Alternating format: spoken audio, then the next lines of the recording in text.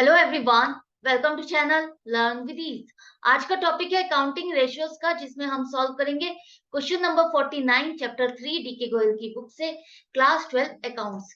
Online sessions, online classes अगर आप चाहते हो, इंटरेस्टेड हो, तो मुझे व्हाट्सएप कर दो इस नंबर पर अपना नाम और क्लास। आप मुझे फॉलो कर सकते हो Telegram channel learn with ease official, जहां पर आप अपने डाउट्स और कमेंट्स लिख करके भेज सकते हो।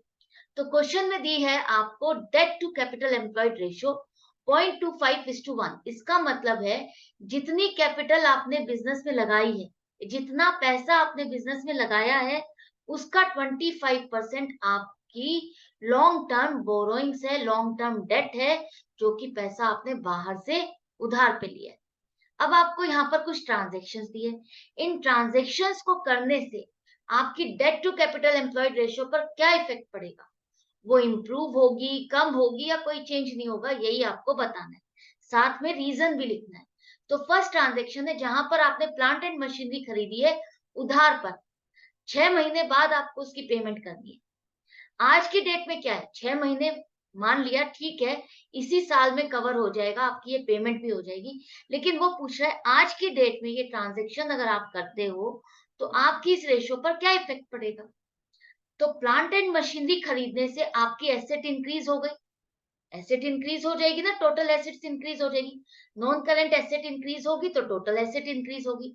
आपने पेमेंट नहीं की तो क्रेडिटर्स इंक्रीज होंगे, करंट लाइबिलिटीज इंक्रीज हो जाएगी। तो मान लेते हैं आपकी long term debt is to capital employed 0.25:1 की रेशियो है। तो आपकी लॉन्ग टर्म डेट 25,000 है और कैपिटल एम्प्लॉयड 1 लाख। रेशो के अकॉर्डिंग आप एक फिगर एज्यूम कर लो कि 1 लाख टोटल कैपिटल आपने लगाई हुई है, जिसका 25% लॉन्ग टर्म डेट। आपने एक मशीनरी खरीदी है 10,000। अब 10,000 की मशीनरी खरीदी तो आपकी टोटल एसेट बढ़ गई।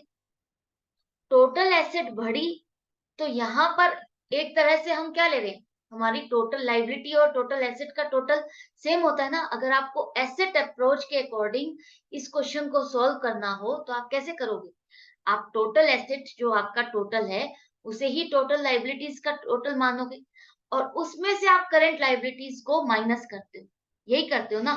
तो इससे क्या हुआ, आपकी जो टोटल एसेट्स बढ़ी 10,000 से, और उतने से ही आपकी करंट लाइबिलिटीज भी बढ़ी।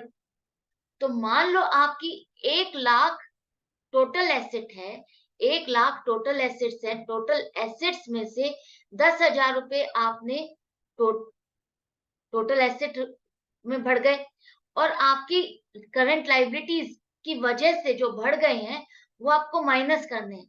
तो माइनस करने के लिए आपको 10,000 और एक्स्ट्रा माइनस ही करने होंगे। तो कुल मिलाकर के इम्पैक्ट क्या पड़ेगा, कोई भी इम्पैक्ट नहीं पड़ेगा। आपकी जब आप एसेट अप्रोच लगाते हो तो आप क्या करते हो, non current assets plus current assets minus current liabilities, यही करते हो ना। तो नॉन करंट एसेट्स मान लो आपकी, या टोटल एसेट मान लो आपकी 1 लाख है, और उसमें 10,000 की मशीनरी आपने और खरीद ली, तो 1,10,000 हो गई। इसी तरह से करंट लाइबिलिटीज मान लो आपकी 15,000 थी, और अब बढ़ करके वो 25,000 हो गई। तो आपने 10,000 रुपए यहाँ पर टोटल एसेट में बढ़ाए, और 10,000 ही आपकी करंट लाइबिलिटी में बढ़ गए। तो माइनस करने पर आपके सेम फिगर आ जाएगी ना, वही फिगर आ जाएगी। 1,10,000 में से 25,000 माइनस करोगे तो कितना आएगा, आपका 1,10,000। पहले आप 1,10,000 में से 15,000 माइनस कर रहे थे तो 85,000 आ रहा था। अब 1,10,000 में से 25,000 माइनस करोगे तो भी 85,000 आएगा। तो यहाँ पर आपकी कैपिटल एम्प्लॉयड पर कोई भी इम्पैक्ट नहीं आएगा, आपकी सेम रहेगी। तो लॉन्ग टर्म डेट्स आपकी 25,000 है, capital employed plus 10,000 minus 10,000 1 lakh ही रहेगी, plus total asset minus current liability, यही हुआ ना। तो अब इसका चेंज कुछ भी नहीं आ रहा आपके, और आपकी चेंज नहीं आ रहा, क्यों नहीं आ रहा, क्योंकि आपकी लॉन्ग टर्म डेट्स और कैपिटल एम्प्लॉयड सेम है, उसमें कोई चेंज नहीं आया। ये थोड़ा सा जो debt to capital employed ratio है, ये थोड़ा सा टिपिकल है, इसको आपको सोचना होगा, समझना होगा। इन फिगर्स को यूज करके और समझ कर ही आप कंक्लूजन तक निकल सकते हो। समझ गए? तो नेक्स्ट देखते हैं हम। नेक्स्ट है आपने एक लैंड को सेल किया, लैंड बेची जो कि 20 लाख रुपए की थी और आपने 30 लाख में बेचा। तो सीधी सी बात है 10 लाख का आपको प्रॉफिट हुआ। अब यहाँ पर इस लैंड को बेचने से आपकी नॉन करंट एसेट घट गई, तो टोटल एसेट भी घट गई 20 लाख से। कैश आपका बढ़ गया, आपने बेची तो कैश बढ़ गया, कैश बढ़ा तो करंट एसेट बढ़ गई 30 लाख से। कैश तो आपको 30 ही लाख मिलेगा ना, तो अल्टीमेटली आपकी टोटल एसेट बढ़ गई, कितने से? 10 लाख से बढ़ गई। आपकी नॉन करंट एसेट घटी और करंट एसेट बढ़ी, तो कितने से बढ़ी? घटी 20 लाख से और घटी 20 लाख से और बढ़ी 30 लाख से, तो अल्टीमेटली 10 लाख से आपकी टोटल एसेट्स बढ़ गई। इधर आपको देखना है रिजर्व्स एंड सरप्लस, प्रॉफिट अगर आया है तो प्रॉफिट भी बढ़ जाएगा। 10 लाख से प्रॉफिट बढ़ गया, प्रॉफिट बढ़ा तो रिजर्व्स एंड सरप्लस आपके 10 लाख से बढ़ गए। तो आप सीधा सा सोचो, आपको यहाँ पर लॉन्ग टर्म डेट और कैपिटल एम्प्लॉयड देखना है, तो आपकी लॉन्ग टर्म डेट्स पर तो कोई इंपैक्ट नहीं आएगा और कैपिटल एम्प्लॉयड उस पर भी नहीं आएगा। क्यों? क्योंकि अगर आप इसको लाइबिलिटी वाला अप्रोच लगा के देखते हो, लाइबिलिटी वाली अप्रोच लगा के देखते हो, तो यहाँ पर कैपिटल एम्प्लॉयड पे सिर्फ उतना ही इंपैक्ट आएगा जो प्रॉफिट वाला है, जो कि आपको 10 लाख का प्रॉफिट हुआ है। तो आपकी जो लाइबिलिटी साइड है, अगर आप लाइबिलिटी साइड से देखते हो, तो आपकी share capital, share holders fund plus reserves and surplus करते हो, यही करते हो ना। तो रिजर्व्स एंड सरप्लस 10 लाख से बढ़ गए, तो कैपिटल एम्प्लॉयड भी आपकी 10 लाख से बढ़ गई। अगर आप टोटल एसेट वाले अप्रोच से करते हो, तो आपका यहाँ पर टोटल एसेट्स 10 लाख से बढ़ गई, 10 लाख से बढ़ गई ना, तो 10 लाख ही आप यहाँ पर कैपिटल एम्प्लॉयड बढ़ाओगे। दोनों ही अप्रोच से आपके 10 लाख रुपए से कैपिटल एम्प्लॉयड बढ़ रही है, तो 11 लाख हो गई। अब इससे आपकी रेशियो पर क्या इंपैक्ट आएगा? देखो, आपकी रेशियो पहले से घट गई, 0.023:1 हो गई। अब यहाँ पर देखा जाए तो ये decline in debt to capital employed ratio है, डिक्लाइन। लेकिन ये रेशियो कहा जाता है जितनी कम हो उतनी अच्छी है, लेकिन एक्सेस में कम होना भी बैड है और एक्सेस में हाई होना भी बैड है। तो यहाँ पर ये डिक्लाइन हुई है, कम हो गई है। और किस वजह से? क्योंकि आपकी जो लॉन्ग टर्म डेट्स है उसमें कोई चेंज नहीं आया, लेकिन आपकी कैपिटल एम्प्लॉयड है वो पहले से 10 गुना बढ़ गई ना। तो इस वजह से आपकी debt to capital employed ratio बहुत ज्यादा कम हो गई। जो प्रोपोर्शन था, जो परसेंटेज थी लॉन्ग टर्म बोरोइंग्स की, वो बहुत कम हो गई। अब ज्यादा पैसा क्या हो गया? कैपिटल एम्प्लॉयड हो गया है, आपका ओनर्स का पैसा लगा हुआ है। ठीक है, आई होप आपको ये अच्छे से समझ में आ रहा है कि किस तरह से आपको इसको समझना है, कंक्लूजन निकालना है। नेक्स्ट है यहाँ पर आपने रीपेमेंट कर दिए है लोन की, बैंक लोन। बैंक लोन आपका लॉन्ग टर्म डेट में आता है, इसकी आधी पेमेंट कर दिया आपने। मान लो कोई लोन था आपका 1 लाख का या 10,000 का, जो भी मान लो आप, उसका आधा आपने पेमेंट कर दिया, तो कहाँ का इम्पैक्ट आएगा? एक तो लॉन्ग टर्म बोरोइंग्स आपकी कम हो गई, तो लॉन्ग टर्म डेट्स आपकी कम हो गई, और आपका कैश डिक्रीज हुआ, तो आपकी टोटल एसेट भी, करंट एसेट डिक्रीज हुई, तो करंट एसेट डिक्रीज हुई तो टोटल एसेट डिक्रीज हुई। तो दोनों ही अप्रोच से आप देखो, लाइबिलिटी अप्रोच या एसेट अप्रोच, दोनों ही अप्रोच से आपकी कैपिटल एम्प्लॉयड पर इंपैक्ट आ रहा है ना। कैपिटल एम्प्लॉयड पर भी इंपैक्ट आएगा और लॉन्ग टर्म डेट्स पर भी इंपैक्ट आएगा, क्योंकि लॉन्ग टर्म बोरोइंग्स आपकी कम हो गई। तो लॉन्ग टर्म बोरोइंग्स, मान लो आपने 10,000 का लोन पे कर दिया, तो 10,000 का अगर लोन पे किया तो लॉन्ग टर्म बोरोइंग्स आपकी 10,000 से कम हो गई, घट करके 15,000 रह गई। कैपिटल एम्प्लॉयड आपकी long term debts plus share holders fund होता है, तो यहाँ पर भी 10,000 से कम हो जाएगी आपकी कैपिटल एम्प्लॉयड। जो आपकी लॉन्ग टर्म डेट में इंपैक्ट आया, वो आपका कैपिटल एम्प्लॉयड पर भी इंपैक्ट आएगा। तो अब आपकी जो रेशो हो जाएगी 15,000 अपॉन 90,000। अब इसकी वजह से भी आपकी रेशो क्या हुई? कम हो गई, डिक्लाइन हो गई, डिक्लाइन हो गई है, डिक्रीज हो गई है। क्यों? क्यों डिक्रीज हुई? क्योंकि लॉन्ग टर्म डेट्स और कैपिटल एम्प्लॉयड दोनों ही सेम अमाउंट से घट गए। करेक्ट। नेक्स्ट है, आपने डिबेंचर्स इशू किए 8 लाख, 8 लाख के डिबेंचर्स इशू किए, 6% डिस्काउंट, मतलब कि आप कोई भी डिबेंचर इशू कर रहे हो उस पर 6% डिस्काउंट दे रहे हो। मान लो 100 रुपए का एक डिबेंचर है, उस पर 6% डिस्काउंट दे रहे हो, तो 6 रुपए का डिस्काउंट हो गया, मतलब 100 रुपए की चीज को आप 94 रुपए में ले रहे हो, है ना। 100 रुपए की चीज, 100 रुपए की चीज मतलब कि आप 94 रुपए ले रहे हो उसके लिए, सिर्फ 94 रुपए लेकर के आप उसको खत्म कर रहे हो, तो आपके लिए तो ये नुकसान हो गया 6%। और जब आपको इसको रीपे करना है तो वो 4% प्रीमियम के साथ करना है, मतलब 100 रुपए वाली चीज आपको 94 रुपए मिल रहे हैं, और देनी है जब, तो आपको उसको 104 रुपए देने हैं। तो एक तरह से कुल मिलाकर के आपको 10 रुपए का नुकसान हो रहा है इस डिबेंचर को इशू करने पर। तो इम्पैक्ट कहाँ कहाँ पड़ेगा? अगर आप डिबेंचर इशू कर रहे हो तो लॉन्ग टर्म बोरोइंग्स आपकी इंक्रीज हो जाएंगी, लॉन्ग टर्म बोरोइंग्स 8 लाख से बढ़ जाएगी। लेकिन साथ में यहाँ पर समझो, जब हम डिबेंचर्स इशू करते हैं और डिस्काउंट पर इशू करते हैं, तो loss on issue of debentures हमारा आता है। Discount on issue of debentures दिखाते हैं ना, वो 6% है। तो यहाँ पर 8 लाख पर 6% कितना होगा? 48,000। और जो हमको रिडीम करना है वो प्रीमियम पे करना है 4%, तो वो जो रिडेम्पशन के टाइम पर प्रीमियम आपको देना है, वो आज की डेट में ही आपको ये खर्चा पता है। आपके लिए तो ये खर्चा है ना, 100 वाली चीज आपको 104 रुपए करके देनी है। तो यहाँ पर 4 रुपए का जो और एक्स्ट्रा खर्चा पड़ रहा है, 4 रुपए मतलब 32,000 रुपए आपको और खर्चा पड़ रहा है।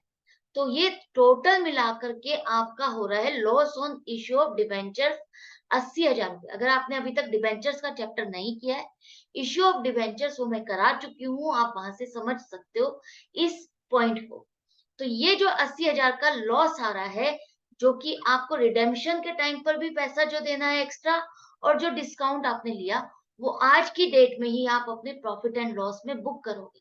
Statement of profit and loss में ये 80,000 रुपए आपके प्रॉफिट में से घटाए जाएंगे। अगर प्रॉफिट घटेगा तो रिजर्व एंड सरप्लस भी घट जाएगा। इसी तरह से आपकी लॉन्ग टर्म डेट्स 8 लाख तो बढ़ गए, ये जो 32,000 रुपए जो आपका प्रीमियम आपको, मान लो रिडीम आपके ये 5 साल बाद होने हैं डिबेंचर्स, तो 5 साल बाद ये प्रीमियम आपको देना है। और ये प्रीमियम जब आपको देना है 5 साल बाद, तब तक ये आपकी बैलेंस शीट में नॉन करेंट लाइबिलिटीज में शो किया जाएगा। तो नॉन करेंट लाइबिलिटीज का मतलब है लॉन्ग टर्म डेट्स, उसमें आपको शो किया जाएगा। तो आपके 32,000 रुपए आपके क्या कर रहे हैं? लॉन्ग टर्म डेट्स को इंक्रीज कर रहे हैं, सिर्फ वही प्रीमियम जो आपको रिडेम्पशन के टाइम पर देंगे। तो वो प्रीमियम आपका एक तो प्रॉफिट एंड लॉस अकाउंट में जाएगा, statement of profit and loss में जाएगा, और बैलेंस शीट में भी 32,000 रुपए आप शो करोगे लाइबिलिटी साइड पर। तो अब यहाँ पर देखो इसका इम्पैक्ट यहाँ कहाँ आया। लॉन्ग टर्म डेट्स आपके 8,32,000 से बढ़ गए, और कैपिटल एम्प्लॉयड वो आपकी 80,000 से घट गई, क्योंकि रिजर्व एंड सरप्लस 80,000 से प्रॉफिट कम हो गया, यही हुआ ना। और 8,32,000 से लॉन्ग टर्म डेट पे आपके इम्पैक्ट पड़ा है, तो लॉन्ग टर्म डेट वाला इम्पैक्ट यहाँ पर भी पड़ेगा।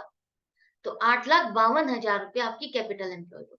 अब यहाँ पर क्या इम्पैक्ट आया? 8,57,000 अपॉन 8,52,000, ये तो टोटली कहानी उल्टी हो गई। अब आपकी लॉन्ग टर्म बोरोइंग्स आपकी टोटल कैपिटल एम्प्लॉयड से भी ज्यादा हो गई। ये तो कहानी कुछ वाकई में बहुत डिफरेंट हो गई है। तो सिर्फ आपको एग्जांपल समझाने के लिए मैंने ये फिगर्स लिखी है, हो सकता है थोड़ी बहुत मिस्टेक हो, लेकिन आप उसको वैसे समझो कि इससे होगा क्या। इससे आपकी लॉन्ग टर्म डेट्स इंक्रीज होंगी, और ये लॉस है, तो लॉस होने की वजह से आपके कैपिटल एम्प्लॉयड पर रिजर्व्स कम हो जाएंगे, और लॉन्ग टर्म डेट्स जो यहाँ पर बढ़ रही है वो आपकी यहाँ पर भी बढ़ेगी, है ना। तो आपकी ये रेशो इंक्रीज होगी, इंक्रीज होगी, हम इंक्रीज कह सकते हैं। यहाँ पर इम्प्रूव वर्ड मेरे ख्याल से रॉन्ग है, क्योंकि ये रेशो जितनी कम होती है वो ऑर्गेनाइजेशन के लिए अच्छी होती है ना। अगर हमारी लॉन्ग टर्म बोरोइंग्स ज्यादा हो जाएगी तो वो ऑर्गेनाइजेशन के लिए अच्छी नहीं मानी जाएगी, वो खराब मानी जाएगी। तो जितनी ये कम होगी उतना बेटर है। ज्यादा होना नुकसानदायक है, तो हम इम्प्रूव नहीं कह सकते, लेकिन क्वेश्चन में इम्प्रूव वर्ड यूज करा है तो हम इम्प्रूव लिख रहे हैं। हाँ, इंक्रीज लिख सकते हैं कि increase in debt to capital employed ratio. क्यों हो रही है? क्योंकि लॉन्ग टर्म डेट और कैपिटल एम्प्लॉयड दोनों ही इंक्रीज हो रहे हैं। नेक्स्ट है आपकी इक्विटी शेयर्स। 1 लाख रुपए के आपने इशू किए, जिससे आपने मशीनरी खरीदी। Consideration other than cash. जब आपने किसी से मशीनरी खरीदी, उसको कैश में पेमेंट करने के बजाय आपने उसको इक्विटी शेयर्स इशू कर दिए, तो इससे इंपैक्ट कहाँ आया? आपकी शेयर कैपिटल बढ़ जाएगी, शेयर होल्डर्स फंड बढ़ जाएंगे 10 लाख से। इसी तरह से अगर आप एसेट वाली अप्रोच देखते हो, तो नॉन कर एसेट में भी आपका इंक्रीज होगा, तो टोटल एसेट भी आपकी 10 लाख से बढ़ जाएगी। तो दोनों में से कोई भी अप्रोच लो, तो आप यहाँ पर सिंपल, आपको पता है कि शेयर होल्डर्स फंड और लॉन्ग टर्म डेट दोनों मिलाकर के आपकी बनती है कैपिटल एम्प्लॉयड। तो यहाँ पर लॉन्ग टर्म डेट पर तो आपका कोई इंपैक्ट नहीं आएगा, लेकिन कैपिटल एम्प्लॉयड पहले से 10 लाख रुपए बढ़ जाएगी, 11 लाख हो जाएगी। अब लॉन्ग टर्म डेट तो आपकी 25 ही हजार है, और कैपिटल एम्प्लॉयड आपकी पहले से 10 गुना बढ़ गई। तो इससे क्या हुआ? ये रेशियो आपकी बहुत ज्यादा घट गई। Decline in debt to capital employed ratio हो गया। रीजन, कैपिटल एम्प्लॉयड बहुत बढ़ गई है, डेट में कोई चेंज नहीं आया और कैपिटल एम्प्लॉयड इंक्रीज हो गई है। क्यों इंक्रीज हुई, कैसे हुई, ये आप समझ चुके हो, क्योंकि आपकी शेयर कैपिटल इंक्रीज हो गई है। शेयर कैपिटल इंक्रीज हुई तो कैपिटल एम्प्लॉयड इंक्रीज हो गई, यही है ना। नेक्स्ट है आपका dividend proposed by directors of the company for the current year. अब ये क्या है? जब किसी भी कंपनी के डायरेक्टर्स डिविडेंड को प्रपोज कि हम डिविडेंड ऐसे देंगे, हम डिविडेंड देंगे, इस साल हम डिविडेंड देंगे, तो अभी उन्होंने प्रपोज किया है, डिक्लेयर नहीं किया, प्रपोज किया है कि वो ऐसा डिविडेंड देंगे। तो अभी ये सिर्फ आपकी बैलेंस शीट की नोट्स टू अकाउंट्स में एज ए नोट दिया जाएगा, बैलेंस शीट में कहीं पर भी इंपैक्ट इसका नहीं पड़ेगा, ना तो आपकी लाइबिलिटीज में दिखाया जाएगा। प्रपोज डिविडेंड क्या है? ना तो आप इसको एज ए प्रोविजंस में दिखाओगे, और प्रोविजंस भी आपके शॉर्ट टर्म प्रोविजन। तो शॉर्ट टर्म प्रोविजन का आपके देखो कहीं पर भी इंपैक्ट नहीं आएगा, लॉन्ग टर्म डेट्स पर भी नहीं आएगा और कैपिटल एम्प्लॉयड पर भी इंपैक्ट नहीं आएगा। अगर आप डिविडेंड प्रपोज्ड मानते हो कि हम इसको शॉर्ट टर्म प्रोविजन मान लेते हैं, तो शॉर्ट टर्म प्रोविजन का आपका लॉन्ग टर्म डेट्स और कैपिटल एम्प्लॉयड दोनों पर इंपैक्ट नहीं आएगा, तो इसलिए आपका यहाँ पर चेंज वैसे भी नहीं आएगा। और अगर अकाउंटिंग स्टैंडर्ड्स के अकॉर्डिंग देखते हो, तो डिविडेंड प्रपोज्ड आपकी बैलेंस शीट में कहीं पर भी शो नहीं किया जाता टिल ये डिक्लेयर नहीं होता। सिर्फ नोट्स टू अकाउंट्स में आपको इसको नोट की तरह लिखना है कि इस साल डिविडेंड प्रपोज किया है। तो इस रेशियो में आपके कोई चेंज नहीं आएगा। क्यों? क्योंकि लॉन्ग टर्म डेट्स और कैपिटल एम्प्लॉयड दोनों सेम है, उसमें कोई चेंज नहीं है। लास्ट, जो मोस्ट कंफ्यूजिंग पॉइंट है, आपको भी शायद कंफ्यूज किया होगा, क्योंकि इसमें दोनों सिचुएशन बनती है। क्या है? कि आपने redemption of debentures maturing during the year. ये वो डिबेंचर्स हैं जो इस साल मैच्योर होने वाले।